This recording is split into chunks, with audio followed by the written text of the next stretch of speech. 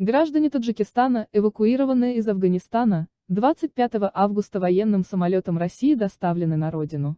Об этом НИАТ Хабар сообщили в МИД Таджикистана. Как ранее сообщил ТАСС, 4 самолета военно-транспортной авиации Минобороны России с гражданами России, стран ОДКБ, Беларуси, Кыргызстана, Таджикистана, Узбекистана и Украины на борту взлетели с аэродрома города Кабул, Афганистан.